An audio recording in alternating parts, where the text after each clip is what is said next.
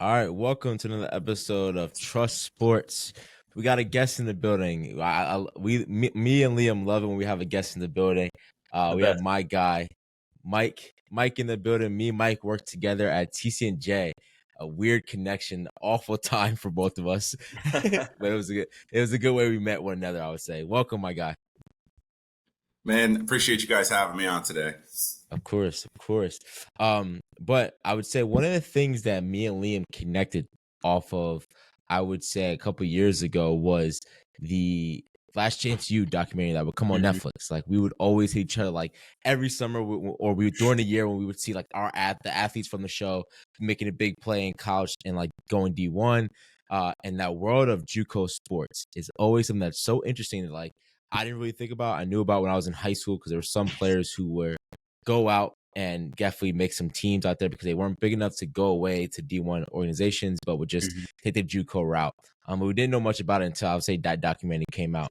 And we have the privilege of having Mike, who coached at Blinn College, a JUCO, during his time there. So we want to pick your brain a little bit because the next guy we're going to get on and we're going to manifest this is Coach Brown from the Last Chance U, and that's a guy we got to get on one day. But yeah, I would like to pick your brain about it, man. Yeah, absolutely, man. It's interesting, like playing college ball and then, going to coach it, two different things, but then going to a JUCO, I'm sure we'll get into it, but it's a whole different ball game. It's a whole different level of coaching. Yeah. So. Yeah. Well, Liam, do you want to start it off? Yeah. No, Mike, I appreciate you joining us, man. Really looking forward to kind of picking your brain a little bit. And I mean, the one thing you said right there is just, it's a different ball game. It's a new animal. I'm very curious to learn the football season at any level. It's a grind, man, right? Like we all know that. But one of the things that we mentioned, we kind of saw more so, especially at these JUCO schools, is kind of keeping everybody focused, right? Because you can have players' minds be going 10 different places. So I'm curious as a coach, kind of some of the strategies that you implemented to really keep your boys focused on some of the goals ahead. Yeah, man. So I think it's interesting. And I like to start talking like when you talk about, JUCO ball, like the type of kids that you're getting. So for people who don't know, like you're getting kids, I say there's three kind of kids that you get. First kind of kid is somebody who went somewhere already and either failed out, got themselves in trouble, just getting the playing time. So they're looking to bounce back somewhere to make a name for themselves and get, reacclimated and kind of get back into the world.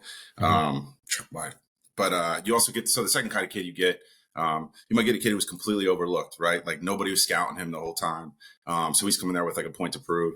And then you come there with just kids that just really, for the most part, they're going there to play. They got good grades. They have no other reason, but, they're just looking to continue to play. So you get a real hodgepodge of kids coming from all over the place.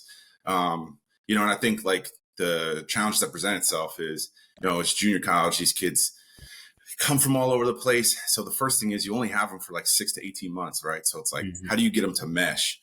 How do you even understand like where they're all coming from and get everybody on the same page? Sometimes you speak in one language, but you need to speak 4 different variations of it. Yeah. I think the biggest thing is focus. And when you really, when I was coaching, I think the biggest thing was being very clear about my expectations with them. And understanding that like for a lot of them, it is their last chance. Like if you screw up here, like that's it. Like you're going home, you're packing your bags. It's kind of all you're going to get from that. I think the biggest thing is to put the big goals up there too, right? Like everybody's there. You want to win. The more you win, the more people will come to your games, the more recruits you're going to have, the more scouting that will go on. So ultimately, I think everyone can buy in on that. You're trying to ultimately get that D1 scholarship or D2 scholarship back out to a 4-year institution, right? Like, so that's the goal. I think it's interesting, right? Like at a 4-year school, your goal is really to retain your talent, keep them in, progress, have them grow and stuff like that. But like at JUCO, the faster you get them, the faster you get them out really is the more successful you're being kind of as a coach and stuff like that. So, you try and build this really close relationship in sometimes just 6 months. And then, like that, they're gone and it's on to the next guy. So it's the constant recruiting, even more so. But talk about people coming from all different backgrounds, all ways of life, all kinds of incidents that they've already had and experienced. Like it was really unique. But I think when it all comes back to it is like any coach, like have those goals of like individual goals and team goals, being clear with your expectations and then kind of keep it moving. That's kind of how I went about my business. I think it's when you think of like the pressure, I think it's even more pressure when you look at like the JUCO coach, because their success is graded on two things. Like their success is where are the transfers going? Like once they come here, where are they transfer next? Like where are you? What are your connections to the other programs, as well as how good are we? How good is the facility? How good is the coaching up, and that I can get this transferability, but also we win when we're here too. And I think that was one of the first things I saw with Coach Brown is like when he first got there, like it was a shit show. Like they had nothing, and he built that program all the way up. So like, what was it like when anytime you think of college athletes, you think of the facility, how good it is, but like there were some JUCOs you were like, holy shit, this is just like a elevated. Sometimes it looks like a high school field and facilities. Like how was like I would say your experience there, but also what you were seeing in at least that division or so. Yeah, man. So down in the Texas NJACC, what we competed in, like Blinn actually had pretty decent facilities in consideration, but like my high school weight room was nicer than what we had to work with. Yeah, like just straight up. Like, and we had one of the nicer facilities. So like I'd say us and Tyler, which was up near Dallas, were like pretty nice. Like, I mean, we'd go to away games and like there wouldn't even be enough. Like literally, they were just glorified sheds. Sometimes we'd be changing it. Like no air conditioning, not just like sweat boxes in Texas. Like 110 degrees. Like, so like the facilities are trash, right? So the only good part is you're potentially playing on like, you don't even have your own field. So like most JUCOs, you're playing on the local high school field. And so that's where we played. So we were fortunate, our home stadium, at least, like in Brenham, they were pretty decent size for us. Like we got to, our hosts probably like enjoyed themselves somewhat, like they got a decent experience, but we went up to some schools, man, and it was just like absolute trash. So for those who don't know too, like as a JUCO coach, there's only like 6 or 7 of you on staff. So normally you have 12 to 15 coaches that are, full-time. Then you have your volunteers, your trainers, your dietitians, your, strength and conditioning and all that. Like, well, we were all of that in 7 coaches, including our field maintenance. Like we had to paint our own field and stuff like that. So like, not only are you, dude, I'm out there like, and I don't even have a good painting machine. Like the shit's breaking every other minute, getting clogged. You're trying to be out there at like 10 a.m. The dew's still wet on the grass. Like your shoes are soaked. Like it's just like, dude, like what are we doing out here? So you put so much time and energy in just a preparation to even like get on the field. Like 1% of what I did was like on the field, practicing, teaching, instruction. 99% was literally like maintaining, my responsibilities included all of the uniforms and stuff like that. So I was in charge of making sure like all of equipment was ready and to go. Fridays, game days, having all their laundry ready for them to get it. So they were dressed on Saturday, bags. Like we all had like 2 or 3 secondary assignments other than just coaching. So like when you think about it, like you didn't have like that manager who was in there, washing all your like clothes that you drop off and come back, like full-time positions that are paid. Like, no, like your coaches, your student managers are the ones in there like taking care of that business. So it has definitely sucked at times. And I'm like, what am I doing down here after working in the professional world for so many years and then going back and I'm fucking painting grass. Like I'm never above that, but like you just wonder sometimes, But when you're out on the field practicing and like seeing guys excel in drills and on the field during the game day, like that's what makes it worth it. Yeah, absolutely. And that's the one thing, I mean, I can tell from just watching, again, like the last chance you were like following these JUCO programs, like Mike, what you just said, and we can even see it in what you're talking about, like just the love of the game, the love for these kids, it kind of makes it all worth it. I'm a little curious too, because one of the things you mentioned a bit earlier is getting these guys to mesh early on, right? Like you only have a certain amount of time with these kids once they come in. And kind of part of that too is that recruiting process. And you're getting these hodgepodge of kids that are coming in from different backgrounds, different experiences, often on the field. What does the recruiting process look like? Like how do you get your players in, and what are some of the things you would look for within those players that you're looking to bring into your program? I mean, the biggest thing, honestly, is eligibility. Like the kid's got to be eligible, like to even get into the school. And then can we get that kid eligible? Right. So you're looking for all the intangibles. Like you get some of your like D1 stud bounce back kids that had some mistakes in their personal life or on campus for whatever it was. Like they got to leave. They didn't like the playing time they were getting. They didn't get along with their coach, whatever it is. So you really have to like be mindful of what you're bringing, like who you're bringing in and how you're bringing them together. I think, they got to somewhat kind of fit the program and buy into what you want to do and accomplish. but just like anything else too, like you have your offense that your offense coordinator, head coach wants to run. You have your defense that your defense coordinator wants to run, right? So like you're also recruiting guys, not only on like that are going to fit your system as well. I think it really comes down to like, and this is the last part I forgot earlier, but like the kids that you do really well, like in high school athletically on the field, but they just don't qualify. That's a big piece I missed earlier. Grades. So like those kids that don't get that 2.0 or don't have the high SAT scores or whatever it may be that they take, that they just can't get into a NCAA school. So that's like, a big pot of kids you're going to get. So really, you get kids from all over, like 20, 21-year-olds will come in. You get kids fresh out of high school that are 18 that also are dealing with the acclimation of first time away from home, right? So like you have all these other things that you're tying in. Down at Bloom, we had them all live together in one building, which was its own unique experience. Holy shit! So you can imagine, what that looked like. That was also one of my responsibilities, was managing the hall that they lived in. So you also like, you just deal with those personalities too. They come in and they're on the field, they're teammates, but they get restless in the building when there's nothing to do. Sure. So the idea is like the least amount of time that those kids have to themselves, like free time, the better. Like you're talking wake up at, for breakfast check at 6:45 or 6:30, whatever, get in, have them do study hall before class, go to class. We get done at like 1:30, come over to practice, get your film in, get your tape on, get taped up, get out to practice all day, go to dinner, come back, more study hall, then usually we try and have some kind of activity for them at night. So whatever it was, just to keep them busy, to keep them out of trouble, honestly, because that's ultimately what it would be like. And like different coaches have different rules, but as far as like kids would get cut every day, you get caught with drugs, you're cut. Like that's it. There's no ifs, ands, or buts. And they know that before they come in. But it's sad to see some of the talent that I know that was there that just got cut just in the blink of an eye. One bad decision, and that's it.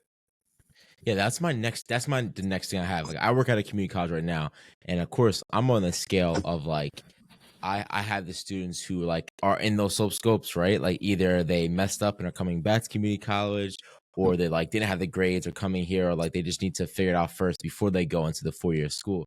But I have those students who I'm like, fuck, you're on your last chance. Like I hope you can figure it out, because I'm trying so hard to help you, but then they don't figure it out. Which one of those athletes do you see like have the most potential of success going forward? Like, have you seen it like the student who has the athlete who's something to prove, or the athlete who like has fucked up, they know this is their last chance, or the athlete who didn't have the grades? Like, which one of those have you seen like they had the most success to transfer and go somewhere else after this? And that's tough. Like, I think all of those kind of mesh together at some point, right? So like the kids got to want it in all those areas, honestly. And those are the ones that will excel. Like, I've seen kids that just no doubt would probably be in the NFL draft in a couple of years once they turn 21, like without a doubt, but they failed out. They're not going to get their grades straight. Don't care, don't want to go to class. Like literally you'd have to walk over. Give me that talent. Give me that talent, and I would look where I would be. Just give me that talent. It's super frustrating. Like, dude, I want to take 3. You know what I mean? Like, I thought I did all right until I had injuries and stuff, but like, God, like, just God-given talent, size, everything. Doesn't want to lift, don't want to work out, don't want to go to class, just wants to sit in a room, play video games, and then, and as a coach, right? Like, you kind of got to just get them along. Like, like you can't just let every kid go because you'd have nobody on your staff. But like, there's so much controversy that happens every day. Like, there's no one day that happens. Like, we'd have pre-day meetings where we would just talk about like, who fucked up, who did what, the penalty after practice, how we're gonna get, and like just different. Like, how do you keep kids eligible? Who's gonna walk so and so to class just to make sure they get there? They might not stay. They might not even stay. They might say, "Fuck it, all right, you walk me there, I'm out. See you." Like, and you get reports of it. Like, what do you mean we're not class? And then coach is hollering at me like, I brought them there. I don't know if they left. Like, what did we take notes for them? Jesus, like you can't literally like you can't bring a horse to like, what is it, water, and make them drink? Like, holy fuck. Dude. And it's like, so I know, like, Jason Brown had big personality and everything like that. And a lot of people talk about like his methods and how he goes, but like, you have to be able to speak a language to kids that they're going to receive. Right. And I think, having some other backgrounds and stuff like that, like the question I always like to ask him, like, how do you want to be coached in the sense of like, how do you want me to speak to you? Right. Like, how are you going to best receive that information and stuff like that? That I know that like, whether it's like just pulling you aside and having that conversation on the field, whether you want me to get on your ass about things, And I think that like each person responds differently, right? Through our own experiences and all that kind of stuff. So just as a background and some of the counseling I did, I tried to take that onto the field to get them to excel, just to understand what was going to light a fire under their ass. But, I think what you said, like what kind of kid succeeds the most, like it's got to be a mesh of all three. And I think until they understand that like they're solely responsible for what they have in front of them, when it comes to it, like until they take ownership of that, their past, their mistakes, whether they didn't get recruited or whatever, like once they recognize that and the aha moment goes in, like I've seen that click. And then I've really seen kids like, okay, like this really is it. Like look around, like it's week 3. This is already going on. Like I really need to get it together if I want to get out of here. Grade wise, athletically, got to clean up certain things. So, it's just got to be a desire and want from all that. Yeah, absolutely. And Mike, this is last thing for me, and it kind of blends in because I feel like I know the direction you're going to go. But what's the biggest lesson that you've learned at the JUCO level? Something that you're going to take into your future as well. Again, I feel like it might be in the realm of that communicating with these different personalities, but we'd love to know what's the biggest lesson that you learned coaching down at Blinn? I think the biggest thing for me, man, is live life with grace and understand that people do deserve second chances, whether they make the most of those or don't. There are a lot of good people out here that have gotten caught up in a lot of things that sometimes they necessarily didn't have control over or had to act based on their basic needs being met. And a lot of people don't take the time to understand that. So for me, it's just live life with a little more grace for people, understand about second chances. And I think the biggest thing is like listening to stories and understand how you can kind of play a role in someone's life in a positive way. So working with students and college students now, that's kind of the approach I take. Mm-hmm. When it comes to like the life of the transfer, what are like some of the, were you able to get some of these kids to like big schools, like some D1 schools, or was it like some of the mid-level ones? Yeah, so we got a couple kids to Power 5, just I know, and we sent some, like specifically I know we have some kids at Indiana University, Syracuse. Got that ass whipped. Yeah. Barely though, so I wouldn't be too confident in your Ohio State Buckeyes, buddy. I'm not. You were sweating it. Yeah. But yeah, so I mean, then you get like a lot of the like smaller D1s, like the group of 5 schools and stuff like that. Like you'll get Texas State, places like that, Tennessee Tech, Tennessee State. A lot of the HBCUs will also pick up our kids, which is really awesome to see. And hopefully they get to excel their program. Which, makes watching college football even more difficult because like coaching these guys and I want to follow them, like checking box scores, making sure I got ESPN Plus so I can get all like the games that aren't broadcasting on national TV and stuff like that. But, like that's the cool part about it, like staying in touch with them, texting them, checking in on them, seeing how they're doing. I made a commitment to them. So whether that was just coaching them for a year or 2, but forever afterwards, if they ever need anything or advice or just want to chat, I'd be there for them. So, but That's crazy. I'll say a second to last question. When it comes down to the life of the JUCO coach, like at this level, the college coach or anything like that, what would you warn the next that guy who's looking for that job, that's his dream, is to just start on the path? Like it's crazy. Like I love seeing the like when you see like I feel like when you see like the old coach stats were like Kyle Shanahan, all these guys, like to see where the fuck they started off at. Like they start out from the ground level. These coaches start so low. So like, what is that like? Like if just to keep it real with it, that guy who's looking to interview, what can you tell him that, be aware, this is what's out there? Yeah. I mean, be prepared to do anything you possibly never thought you'd ever be asked to do. Bro, that might mean like, like legally. Yeah. Legally, right, of course. But when dude, it's a lot of hours. Like you're going to be asked to work 16, 18-hour days, like you're going to be tasked with like cleaning the laundry out, like putting stickers on helmets until 2, 3 in the morning. You know what I mean? You're going to be the guy who doesn't even get to do anything, like in the sense of like be prepared to know your contributions might not be even coaching on the field. Like your contribution might be running the practice pads out there and getting everything set up on the field. And that's all you're going to do. But like be the best at doing that. You know what I mean?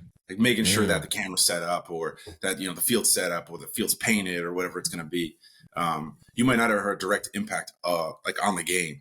But the cool part I will say about JUCO is because there's only so many coaches that if you go to a JUCO and start there, like your ass is going to be hands-on right away. Like, there's no time to babysit you. Like, yep, you got the running backs. Yep, you got linebackers. Like, go do your thing. Do your drills. Here's what we're running. Make sure they know this before we get to, inside, outside team, the different sessions of practice and stuff like that. And when there's opportunity for you to give feedback, like, speak up.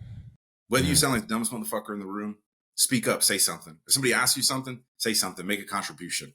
Like, and that's how you'll start to get, like, those cracks in the door will open up. And, if you really have, like, some thoughtful insight on things, people are going to tap you to stop in and watch film. And that's kind of how all that stuff starts, right? It's just seeing, like, how people's brains work differently, understanding, I think one of the best head coaches in the league is the Dolphins head coach. Like, he's way out there, man. He's out of left field. Like, just the stuff that he thinks about his creativity. Like, he's a fucking Mike weirdo, McDaniels, I think, where did he even start? You know what I mean? Like, did he even play organized sports? I don't even know. Like, maybe, but like, the guy just knows football. He knows how to, like, draw up a game plan, exploit what his team does well, like, and exploit what the team they're playing doesn't do well. So there's a famous comedian that actually grew up with him and was talking about how, like, they grew up together, and, like, he's just always been that guy. Like, he's always been the smartest motherfucker, even on the field. So like, he's always had that ways.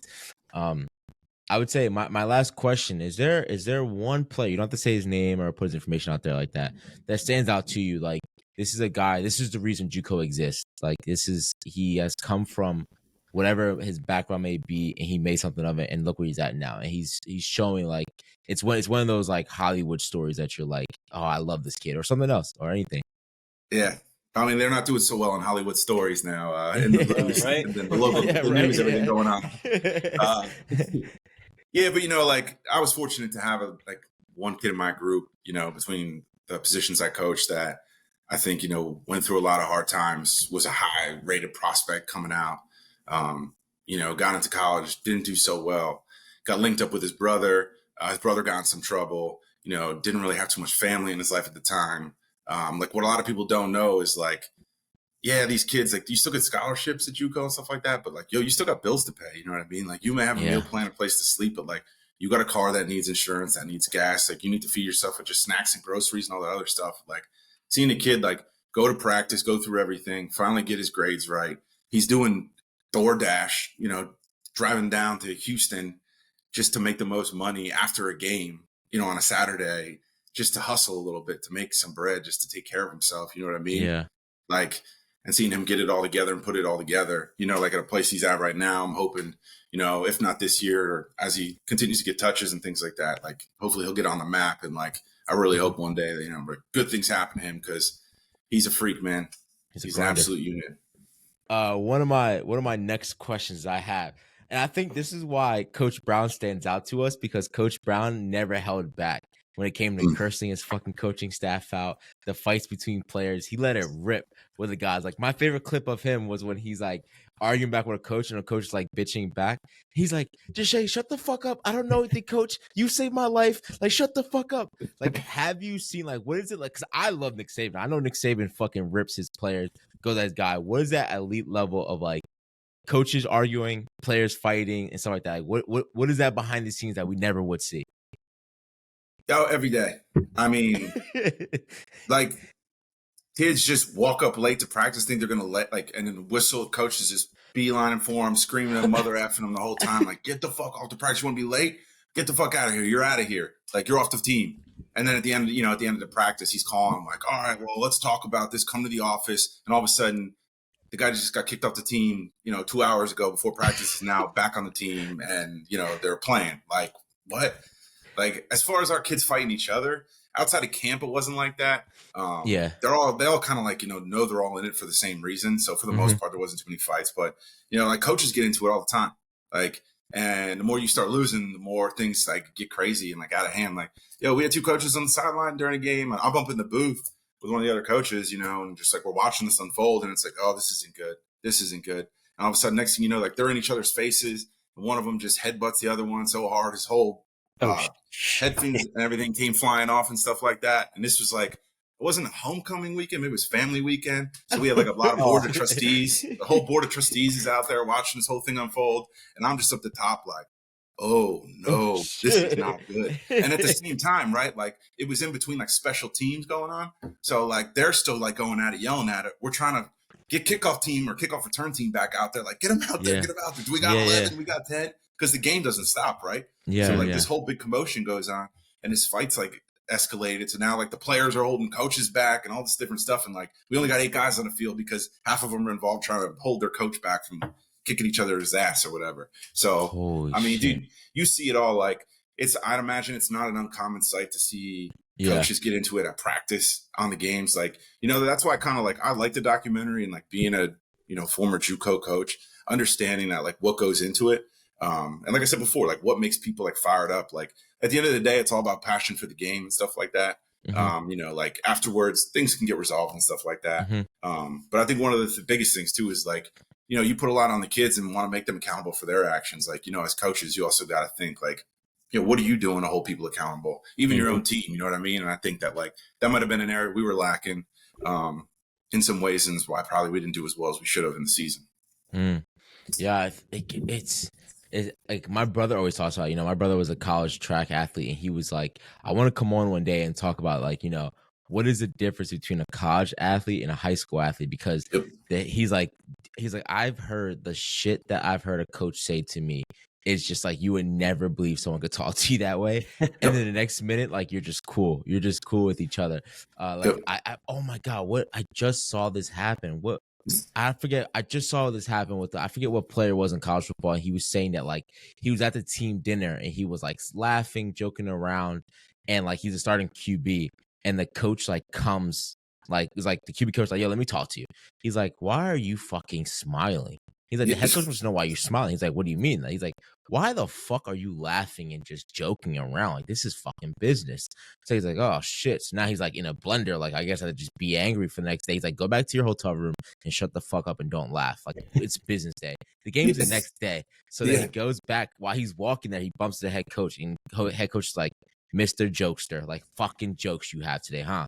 And it's like, holy shit, bro. Like, oh, it's the day before a game, and I'm eating dinner. Like, I just couldn't imagine as a player, like, how would I have responded to that? You know what I mean? And it's like, you bring up a good point of like, you need to learn how to talk to certain players. Like, certain players can't take that. Like, that player that he kicked out of practice for being late would have been that player that, like, even though you want to make a statement of like, don't be late, I'm holding you accountable, you know that he's a player. If you say he's off the team, he's gonna go back home.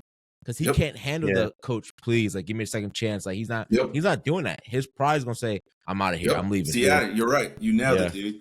And I think, like, you know, like, there's a lot to be said, I think, in just life that comes with certain things. Like, I think too easy, like, that is the easy way just to, like, bail out. But, like, you know, when, like, people get after you or get on you, or, like, you get into an argument with people at work or whatever, like, you know, about whatever it is. Like, let's say you're in a meeting and it gets heated and all this other kind of stuff, right? Like, I think it's a lost, not an art, but like it's a lost thing that like you can disagree heavily in a meeting, but walk away afterwards and go to the break room, have coffee, and talk about sports or whatever else in commonality. Like, that's not how it is anymore, man. People just cut you off. Like, well, then if you're going to come at me in this meeting about this, then we can't even connect at all outside of this whole meeting. Like, I'm forever, I'm done with you. You're canceled, blah, blah, blah. And it's just like, to me, it's just like, you know, my buddy and I, when we were at practice, like every day we kicked the shit out of each other because he was a defensive end, I was a tight end. We'd go at it every day. Like, we would try and beat the shit out of each other. And then afterwards, the whistle blows. We're walking back like, man, I can't believe we got to do that assignment for so-and-so's class. Like, joking around like nothing ever happened. Like, that's just the way it goes. And like, I feel like there's so much of like that in just the society now. And even in sports, like, oh, you did me wrong, you're going to yell at me. Well, I'm just going to get out of here. And it's like, yo, stick around. Like, you need a little bit of that in your life. Like, cause that is ultimately what happens. Like, if I walked away every time someone yelled at me, I mean, I'd have turned my back on my whole life. Yeah. I mean, that's what I love about sports. People don't realize it. Like, they're like, why would I ever play football? I'm like, dude, it's so much of character it builds. Like, I'm sorry, there's no sport that compares to it. Like, baseball, I had a baseball coach that would yell at us, and it never affected me because I was like, dude, I get cursed out by my own dad on the football field. Like, my dad was my high school coach, and like, you can't yell at me about being like, I didn't do it either because I wasn't fazed by it. And also, it's like, I responded to it like, all right, I won't fuck up anymore. I heard you. I got you. Like, I learned from it and move on. But like, literally, like, there was times in practice where me and my dad got in a fist like fights, like on the field. And like, people are like, yo, what happened when you guys got home? I'm like, we got in a car. Like, what do you want to eat? And then you get over it. Like, it's a way of life to be like, it happened on it. It's business. And there's pleasure that happens. So like, I think now that's been lost. Like you said, it's lost. Like, they take everything personal, take everything to heart. I hate it. Liam, do you have any last questions? Any last words? No, I think I'm all good. Let's kick it on to the next. Yes, sir. All right, Mike. Get ready. So I would say the game of the week, for anyone out there right now, I was talking to actually my dean, the dean of the school here. We were talking about sports, and he was like, yo, the one thing I could say is that he went into Kohl's to go buy something. And then, the lady was making conversations. Old white lady that works at Kohl's was just making conversation. And she's like, oh, did you see Deion Sanders at Colorado? Like, that's how you know this team is now on the map, with that Colorado game being 45-42. What a game, in my opinion. It was a great game to watch. What were your opinions and your takeaways, Mike, from that game? I love it. I mean, like, people do things differently. And I think, like, Coach Prime, like, I followed him at Jackson State close. Like, he's making noise. He does things differently. Mm-hmm. I think what people don't appreciate about him is just, like, how raw and honest he is. And it's funny, right? Like, wouldn't you want that? Wouldn't you want transparency and honesty in your job and your life? Like, like, it's kind of like, say it to my face. Well, like, I'm letting you know right now, this is what's going to happen if you stay, whether it was with those kids or not. So, like, I love it. Like, I think that's a way to build a program, right? Like, I think there's a million people sitting back waiting to point that finger at him when their first loss or whatever it is, who's going to be like, oh, we knew you were a fraud or this. Mm-hmm. It's like, okay, like, whatever. You get on with it. Like, that's not going to hurt his pride. He ain't going to think twice. He's going to get back out there and get after the grind. Like, this is his first year with like 58 transfers or whatever it is, an unheard of. I think there was only, they said it in the game, like 10 kids that were there on full scholarship that are still there, like from the previous year, which is crazy. I mean, dude, they played their asses off. His son is a beast. Mm-hmm. And that kid, Travis Hunter. Hunter, yeah, man. That kid's he's a playmaker. Like, I think it's cool to see a kid play, straight dog. A kid that's actually going to play both ways a little bit. Like, you haven't seen that in a while, man. Like, I love it. Like, put your best players on the field and let them go. Yeah. Especially at that level. I mean, to play, what was he, their second leading receiver? And, I mean, his interception was something I don't know if I've ever seen. I mean, you see that running back out in the flat like that, it's a touchdown 10 out of 10 times. And the athleticism he had in order to make that play was absolutely ridiculous. But, I mean, it's crazy because Colorado's on the map, right? I mean, this was a program that I didn't hear anything on other than them just being dog shit. Well, they win one game all of last year, and now they beat a team which, Malik, I know you and I talked about it, but like had a lot of turnover. It was still a team that was in the national championship game last year. And now I think the updated rankings, they're like 22 or 23 or something like that. And it's the effect of Prime, man. And they're going to be fun to watch. They were like the marquee game on Fox this week, just like they were against TCU. So, I mean, we're going to see a lot of them. It's going to be a lot of fun. Yeah, but here's the thing. Like, when you look at the top, like, what is it? The week 2 top 25 rankings. Of course, you still have in order Georgia, Michigan, Alabama, FSU, Ohio State, USC, Penn State, Washington, Tennessee, Notre Dame, and then Colorado creeped in there at 22. Now, that's huge. They were unranked. Like, they were unranked going to that game, and no votes. Yeah, no votes, nothing. And here's my only concern with them, right? Yeah, like, it was the best game of the weekend in my opinion to watch. But everyone was tired. Like, I just don't know what to expect. I don't doubt Prime. I don't doubt their ability to go out there and win. I don't doubt these guys, because no matter what, these are 5-star athletes who were recruited to, maybe they wouldn't have played this year, but definitely would have played in their second year at Alabama or wherever they have gone, right? These are still guys who are dogs that were, recruited by these schools who went out there and played. It's just a what if. Like, I don't know what to expect. I hope it's a good fucking game. TCU is not the same TCU, in my opinion. It wasn't that you can compare them. That's a big school, no matter what. Those are players that were under those guys who know winning, who've seen winning, and are ready to go win. They did have some fucking athletes, like that one kid. I don't know if he's wide receiver, running back, was disgusting for TCU. I didn't even know that quarterback for TCU was actually the starter last year. So there were some guys on it. The only thing that I am concerned about are two things: their defensive line, being able to hold up that defensive side, as well as the rushing. They only rushed for like 55 yards, but threw for 510. Can't do that every game. You're gonna No. have shutdown corners. You're gonna have shutdown. You're gonna have it's just not gonna be the game, right? You're gonna have pressure to whereas Shador can't sit in the pocket all day. And you want to talk about MVP? We're talking a lot about Travis Hunter playing both ways. But I look at that game, not just because of his yardage, his poise as a quarterback for Shador blew me out. I knew he was like, I love his cockiness, his bravado he has. He embodies that old Dion like spirit in him of like, I'm that guy, I'm him. But he really showed it with like his poise to sit in the pocket, sling the ball versus a big program. His first time doing that, like granted, he's grown up in big time big time games. So like I was impressed, but I definitely see them beat Nebraska. Like I would put my money on Colorado to beat Nebraska. Nebraska is a dog show. But the true test comes like let's see. I don't know what you got them losing Nebraska. We'll talk about the bets of the week. That's gonna be one. Shit. That's gonna be one. He's open for that trap game. Early trap game. Look, we talk about it. We'll talk about it. But look, man, that's one of those games where it's exactly what you said. It's one team looked like dog shit. One team looked incredible. You think it's a guaranteed bet, and it ends up going the other way. But but you love taking that bet, Liam. You love taking that bet. Oh yeah. His Wi-Fi's going in and out. Mm-hmm. Let me call him. I'm gonna call you, Leo. No, I was gonna say, at least on my side, it seems like whoever's talking pauses sometimes, and then like whoever isn't is fine. So it might just be Riverside. It's you, Brody. No, Mike and I on my side, you were freezing, but I saw Mike fine. You know what I mean? Yeah, and then like when Mike was talking, like you and I were fine, but I see what you're saying. You know what I mean? Okay, I got you. All right. I'll hit them up and see what the hell's going on.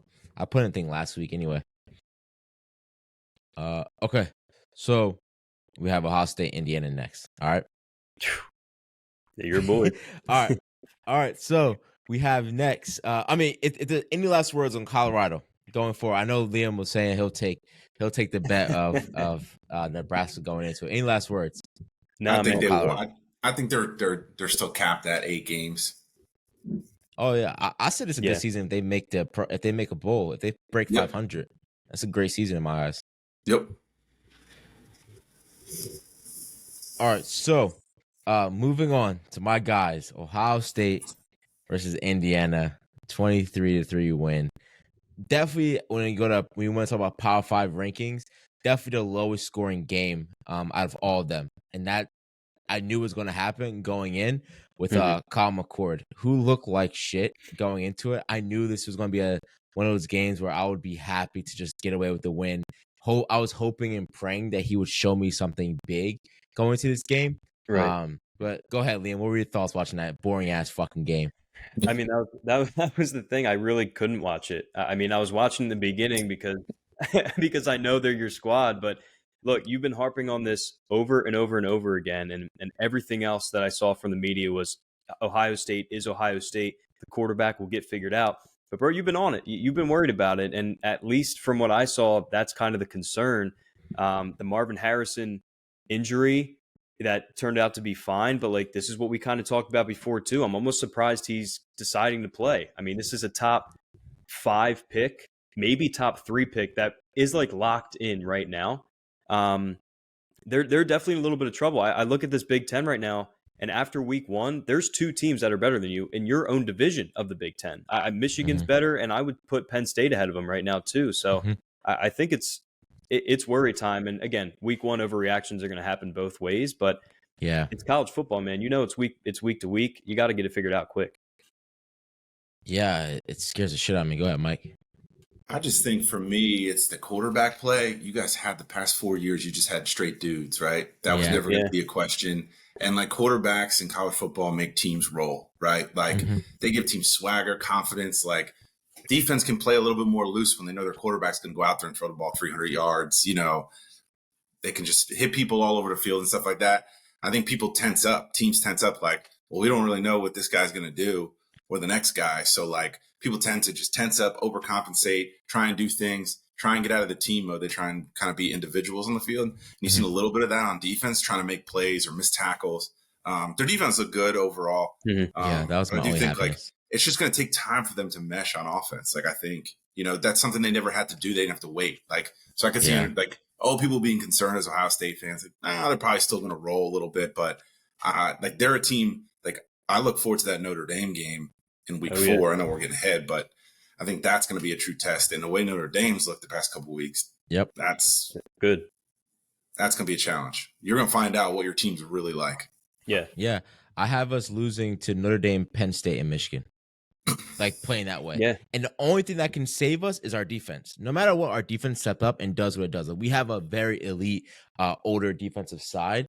But at the end of the day, like we couldn't. If I'm Mara Harrison, I'll give you. You got the Notre Dame game. If we look like shit, I'm sitting out the rest of the year.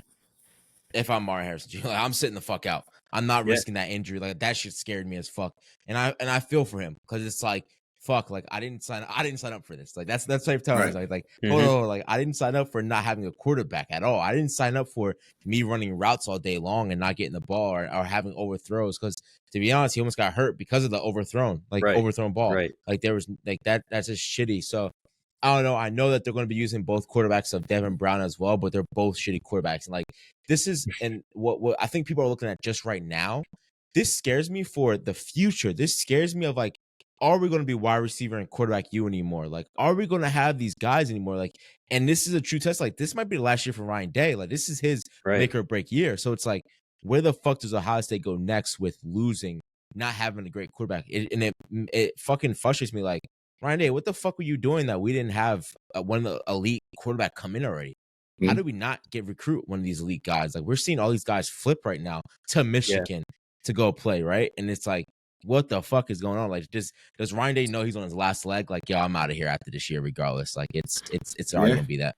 Yeah, I mean, so even the transfer portal now being so big in college, like we just touched on Notre Dame. Like, they got one of the better quarterbacks in the game of college football. Like, you're right, Malik.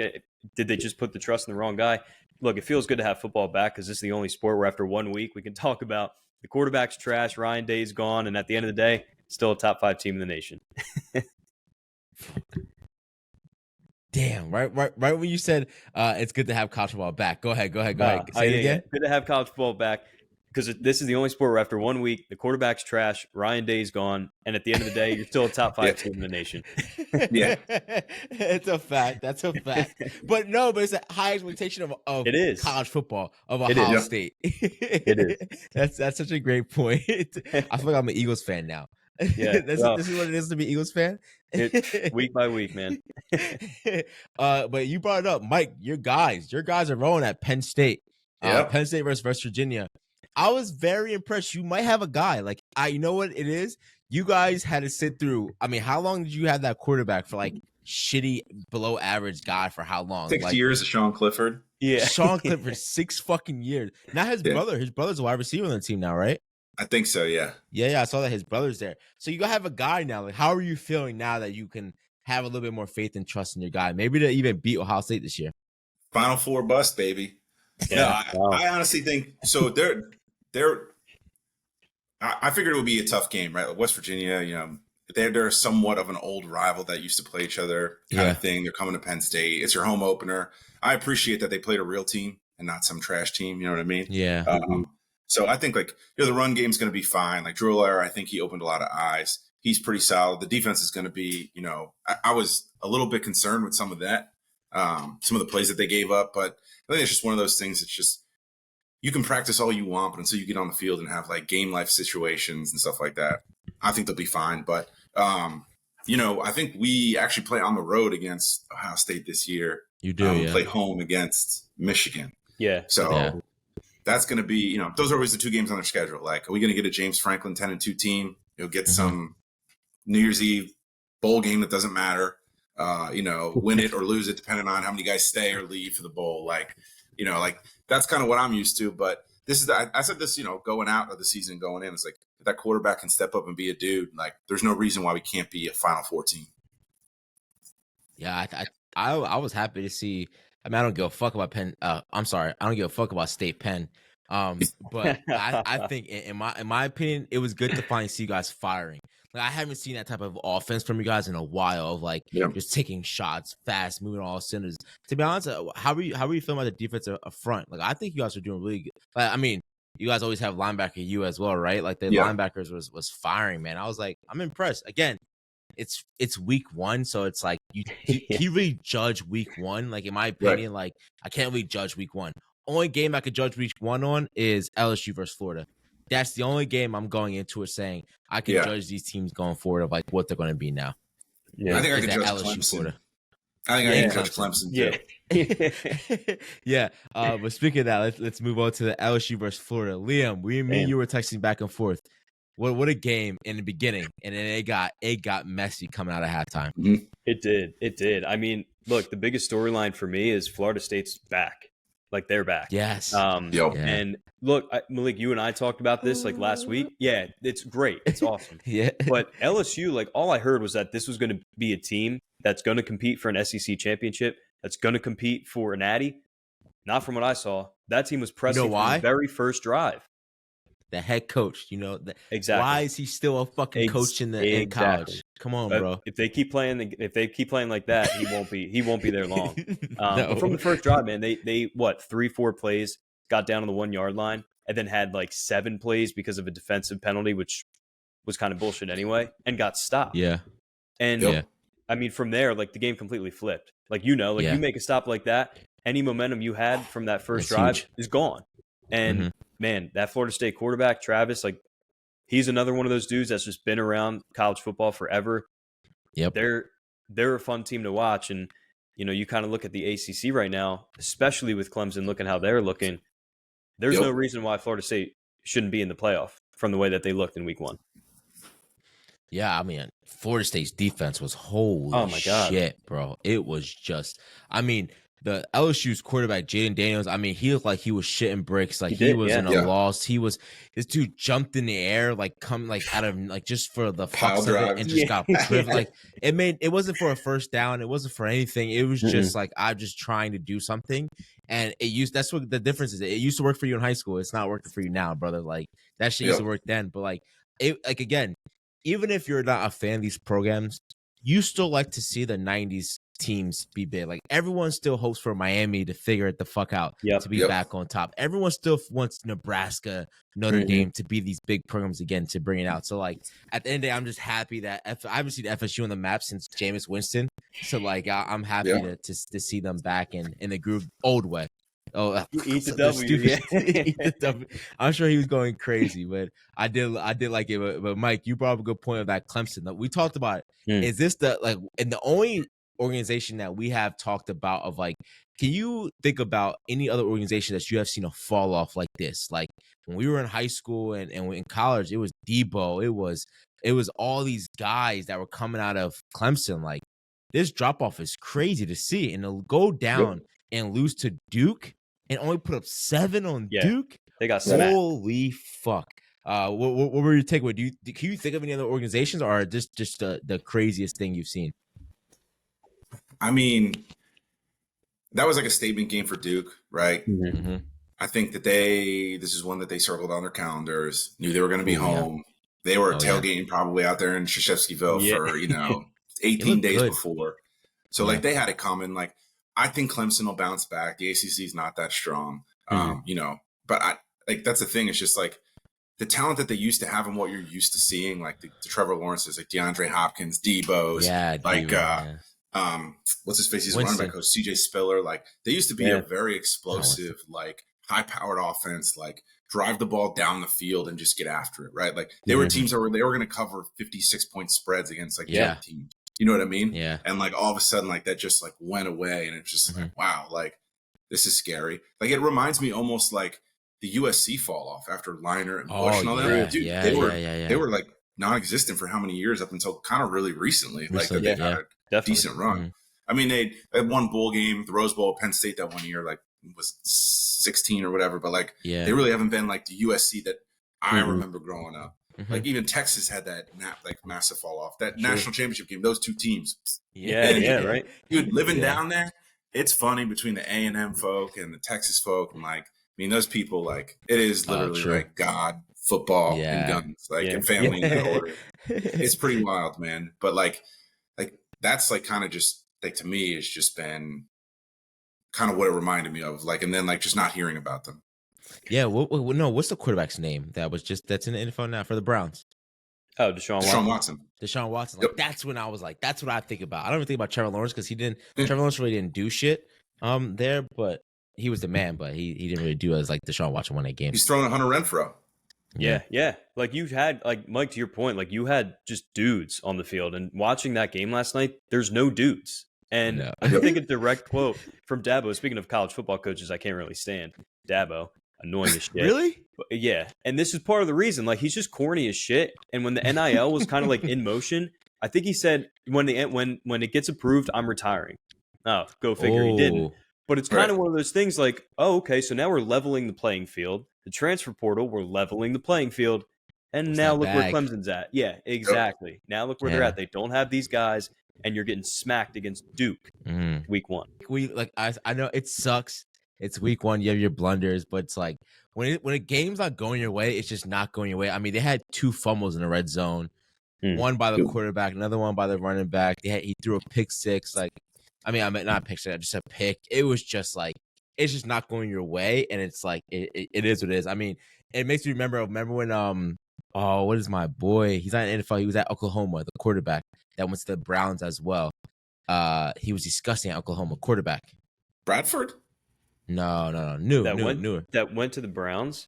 The Oklahoma that went to the Browns. And like, is that Baker Mayfield. Baker Mayfield. Yeah. Remember when he played Kentucky? He was just like, enjoy basketball season. Like that. It's like, now you got to respect Duke now. Duke just, I mean, hey, they beat up on Clemson, but they fucking dog walked them. Now that quarterback's going to be on the map now. Like the game's going to be packed now. Like it was packed because it was week one, but if they lose that game, that stadium's not going to be as packed every week. Now the fans are coming out for it. So yeah, they're coming back. Yeah, you win, and when you win, they show up. Like, they show up. That's just the way it goes. That's true. It. What were any other games I really didn't highlight that you guys were like surprised about, look out for us going forward? I don't think I had any crazy ones. I don't know what games this week are going to look like, but any highlights you can think of from this week? I think of course for everyone, team of the week would definitely go to Colorado, and in my opinion, Florida as well. Yeah, I think the only other thing on my side from this past week, Malik, I'm telling you about Drake May, North Carolina, and we talked about it with Spencer Rattler, them going on against South Carolina. North Carolina got the dub, and I'm telling you, watch out for him, especially this upcoming draft. I got you. We're gonna see. Oh, one question I have, and I asked you a little bit, Liam, is what is this Washington hype of them being ranked number 10? Like, I don't get this. Like, I haven't watched them. Like, is this a team I have to be watching this year to look out for? Yeah, I think the quarterback's that good. Penix. Yeah. I think he's legit. Mike, you said it. Like, as the quarterbacks go, the teams go. Yep. I don't know what they'll end up being. I feel like over the past few years, especially, Washington's always like on the cusp, and then something happens, like the Pac-12 just eats itself. But I think the quarterback's that good. Yeah, Penix. He's a transfer. He started out at Indiana. And he was a beast there. He played in the COVID year. I remember it was like a bullshit call at the end of the game against Penn State where he dove in the end zone. It was controversy whether he hit the pylon or didn't. I'm pretty sure it was him, but like he was quarterbacking that team, and I was like, damn, this kid's good. Like Indiana's gonna like get on the map if he stays. And then like 2 years later, he just transferred and went to Washington. But they played. I forget who they played in the bowl game last year, but he lit it up, man. Like he is good. It's tough, right? Like they got Bo Nix is still out there at Oregon. Like he played fairly well. Like I feel like he's been in the like in college football for like 10 years as well. Yeah. Just like guys that just hang around. And it's like he probably could get drafted, but yeah, I mean, I don't know. We'll see. Like it's the Pac-10 too, right? So it's like don't waste the Final Four bid on those bums out there. Like that's how I feel. Maybe when it expands to 8, but like I think last year has taught us about TCU. Like if you replace TCU, like think about how that playoff difference looks in that championship game. I mean, Ohio State wins the fucking championship game last year. If it isn't for curse of the podcast, Lee.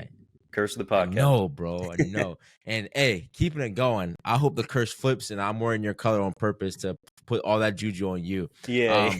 Week 1. And look at this. You were in Dallas blue as well. Mike, week 1 is here, and we have this is Giant perfect blue. time. Yeah, Like giant I was pull-up. gonna say. I was gonna say it is giant blue. We have it's perfect timing to have week 1 Cowboys versus Giants. I already have some bets out there with some of my students that are Giants fans. Mike, I'm gonna give you the mic, and you said you had a lot. You had some things to say. Go ahead, brother. First off, I'm going to say is like way to gamble with your students, really showing professional growth in the league. Yeah, right. Taking all their lunch money, being the big bully at the lunch table. Way to go. 20 beans. And that's exactly what the Giants are going to do to Dallas on Sunday night. Bully them around. I got them winning by double-digit score at home. Damn. Wow. But how much? What are you taking? 10, at least 10. Damn. Okay. All right. You're that confident in your Giants. Yeah, I think those like a couple of last minute additions we made, that those 2 just last pickups, as well as like what we've put in on offense and stuff like that. Like I think the Giants are going to be pretty electric. I mean, Daniel Jones, if you look at his stats, like black out 2 guys and put him up, like dude, he's like, say what you want about him, but like he's only getting better. It's his second year in like a real offense. Wink Martindale's back, so he's going to plug in some of those defensive guys that we just picked up, like Isaiah Simmons. Like I'm real curious to see him on the field. Like I think they're going to put him in situations just like let the dog go, like see ball, get ball, like let him run all over the place. He likes to blitz from all different places too. I mean, Dak's at least good for 2 picks in the game. And is Tony Pollard ready to be that guy? All the hype, all that. Like, is he ready to carry the workload? Now that he's not that surprise dude out of the backfield, like the whole year I'm film on him, like Giants playing home at night. I think, with knowing that what the Jets are going to be like and the Bills, like I think they're ready to take over New York, to take New York back, man. Leo, I know you might break up here and there, but go ahead, bro. I want to hear what you have to say. Yeah, well, Leek, I think we talked about this game a little bit a week or 2 ago. I said the same thing as Mike. I said, look, maybe not by 10, but I feel like every year you get an early Giants-Cowboys game and the Cowboys win, and like every single year. And there's some part of me that thinks this year is going to be different. And with that being said, I really can see the Giants being the team in last place in this division this year. But as for this week 1, I think the Cowboys, I think they might go down too. Okay. So the reason here's my belief. First things first, I never, ever, ever week 1 can ever say what it's going to be. I do not have a feeling towards any game going into week 1. I have to see what the season's going to be, especially when it comes to the Cowboys. I just don't fucking know. But I also am worried because I'm like, yo, Giants fans are feeling a little bit too cocky right now.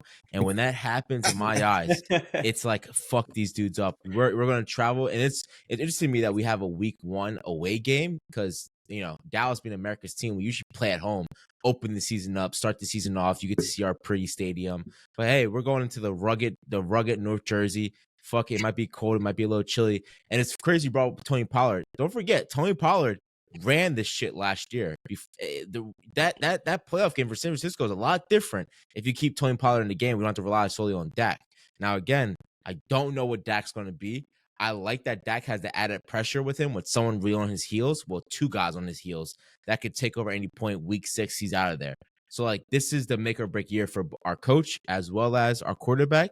And I'm excited to see what it is. And at the end of the day, it's the NFC East. It's anyone's game every fucking week. So exactly. It's like I can take that for what it is. I expect a good game regardless. I don't see a blowout. I expect it to come down to like who has possession last in my eyes. But I think I'm just ready to see what it is. Let's just get to ball. Like enough talking, enough what it is. Like I'm just excited to see. I'm excited to see the biggest progression from Dak. What has Dak learned from last year? Is he going to be that new leader? Is he going to make these same mistakes? I mean, the minute he throws a pick, he's fucking canceled. Like it's over for him. Like, you know what I mean? Like it's a wrap. So we'll see. And I'm excited to see our defense step up in this. Yeah. It should be a good one. We'll see how your defense does. That's the big piece. That makes me sort of nervous. I mean, you got probably the best linebacker, I think, on your team. Micah Parsons is beast, man. He's beast at Penn State. Like, he's just an absolute freak. So, like, he worries me a little bit, but he can't do it all. I think your secondary's overpaid, and we're going to see what happens. It's like the Yankees, man. We got the money. Why not spend it? Even if they're not worth it. We fucking got it. You might as well tell you guys to be happy a little bit. Listen, But talk about pooping down your leg. Yeah. But hey, here's the thing.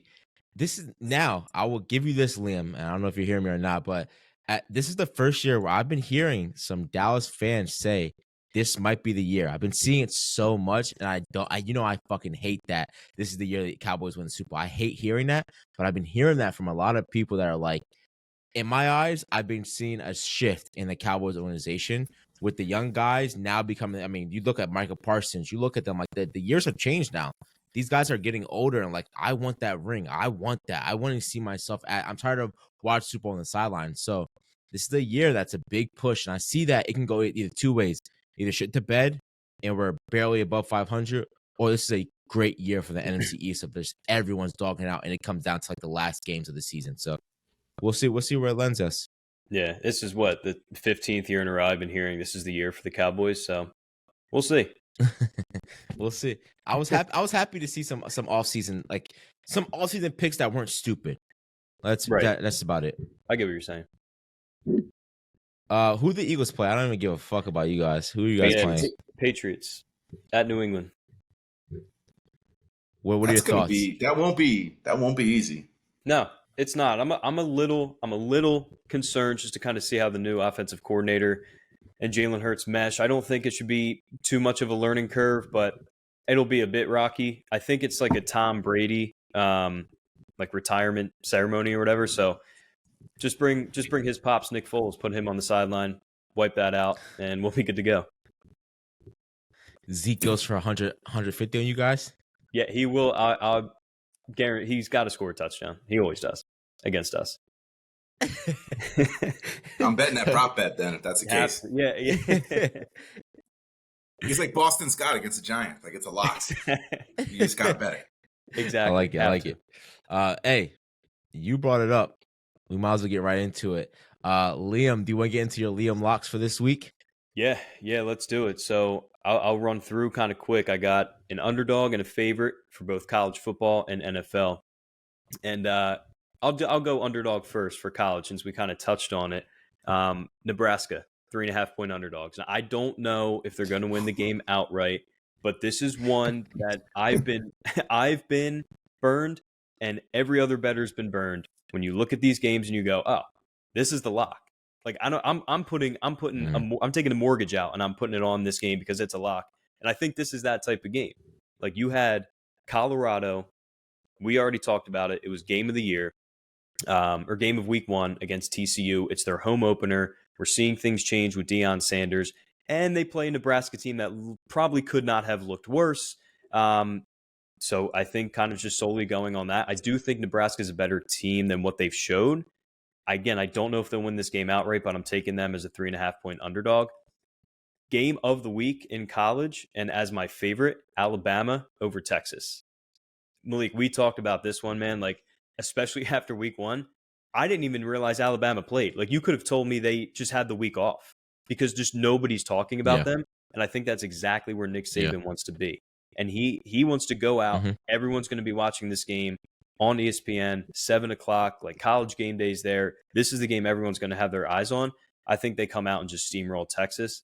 They're another one, like we just talked about, their programs kind of fell off. And I feel like for the past couple of years, there's been games where we're saying, okay, Texas is back. Texas is back. This is going to be one where I think they're going to think that they're back, but Alabama's going to roll. So they're 7-point favorites right now. Give me Alabama to steamroll them. I think they win by at least 2 touchdowns. NFL, my favorite, Jags, 5-point favorites against the Colts. They're in Indy. Now, I think Anthony Richardson's going to be a guy that once or twice a game, it makes a play that we're like, how the fuck is that even possible? Similar to Justin Fields last year. He's just such a freak athlete. He's going to be the best athlete on the field every single week. But I don't think that necessarily translates into a tons of wins for the Colts right now. I think the Jonathan Taylor mess, they have the new head coach coming in. There's going to be growing pains for Anthony Richardson. He's a guy that hasn't played a lot of football. And the Jags are looked at as a team like, can you now make the next step? We saw what you did last year. You won that division. You won a playoff game. You went into KC and put up a fight. Now you have to show us that you're going to take that next leap. Trevor Lawrence, are you a top 5 elite quarterback in this league? They have the Super Bowl winning head coach. I like a lot of the things they did in the offseason. I love Calvin Ridley. I think he's going to be awesome this year. Give me the Jags to cover the 5. Underdog, I think I might just take this team outright. Steelers over the Niners. Niners, we talked about the Brock Purdy hype. I don't care about it. I really don't. I mean, this is a guy that got drafted as the last pick in the draft. He had lightning in a bottle as soon as McCaffrey was by his side. Like, I'm not buying in. He's also coming off of Tommy John surgery. Is he really 100% yet? Steelers, dude, Mike Tomlin just wins football games. That's all he does. And as long as he has TJ Watt on the defensive side doing his thing, again, this is another team I'm expecting their quarterback to come in and take that next step, an offense to take that next step. And I think it starts. They're 2.5-point dogs at home. Take them to win. I like those picks. I'm not too sure about that Colorado one. I don't know, man. It's tough. I'm not either. But if you look at what everyone's going to, like, just think about what everyone is going to be taking in that game. Everyone and their mother is going to be taking Colorado. And in any sort of gambling, the house always wins. So are they really is it really going to be one of those things that they're just going to be giving away Colorado for free? I don't know. I mean, here's the thing though, like Minnesota was able to beat fucking Nebraska. What was it, like 30, 35, 33? Like, I mean, they beat them by a field goal. So like just on air raid alone, can Nebraska stop them on that end? I mean, they have a lot to prove. This is a big one for them too. I say, look, even if TCU edges that game and wins it out, I still would go Colorado, being based off of what we were able to see from Colorado. Like, even if they lost that game, I would still give it to Colorado over Nebraska. No. And again, it's kind of just go against the grain while everyone's on the hype. But this was a game that I think Nebraska was a touchdown favorite. They're now 3.5-point underdogs. Like, 1 week happened. We just talked about week one overreactions. Like, you couldn't swing the pendulum any further. So we'll see, man. Yeah. I mean, Colorado was 20-point underdogs, right? Yeah, exactly. Yeah, 20 and a half. Like, Jesus Christ. I knew that wasn't possible. I knew there was no way that was going down. But, hey. All right. Any last words, guys, going into this week? Just get us there. So here's my take for you for the college football. I like Miami. They're at home, underdogs against Texas A&M. A&M will find a way to implode on themselves. They always do. I was at that game last year in College Station, which is a whole nother experience I shouldn't talk about on this show, but pretty awesome. And the team, my favorite, who I really like this year, who I think is rolling, and I did kind of shit on the Pac-10, the little Pac-12 earlier, is Utah over Baylor. They're favorites. I think they go in there, and like Baylor just got embarrassed by Texas State at home. Yeah, but Utah's tough, man. They played really well the other day against Florida. So I think they look really good. Like, if they keep playing like they did and the way they outside of that finish, like Penn State rolled them last year in the bowl game, but outside of that, they looked really good last year. So I think they got some momentum going into it. So. Yeah. I like those picks. Hey, we're gonna keep Liam accountable. Liam, you're 2-0 right now, right? Yeah, 2-0. And Mike, another thing I had, I picked Oregon State to win over 8.5 wins. Start off on the right foot. So that's a future to look out for, but it was a good week 1. So I like both of those. I like your Steelers pick, by the way. That was my upset, so I don't even need to say anymore. But you want to hear my long-term? I think don't take Houston for granted. I think they could sneak into the playoffs in the AFC South. That is my very dark sleeper pick. And I think Jordan Love will be in the conversation as a top 5 quarterback fantasy-wise by the end of the year. Really? That's huge coming from them. Now, my boys will love that. Boys will love that pick. Hey, guys, I like it all. It sounds great. Hey, Mike, thank you for taking the time to come out and speak to us, and definitely gonna come back on again when we do another Giants meeting or the playoffs come around. We need to get it back together. Thank you, brother. I really appreciate you. Please do not forget to subscribe to In Those We Trust podcast on YouTube at We Trust _podcast on Instagram. Mike, do you want to give out your Instagram handle? Nah, it's all right. Okay. And I know you're not a big social media guy, but please go ahead and follow Liam on the Instagram at Liam Stokes 11. Appreciate you guys. Trust up. Thanks, fellas. Thank you for having All me. right.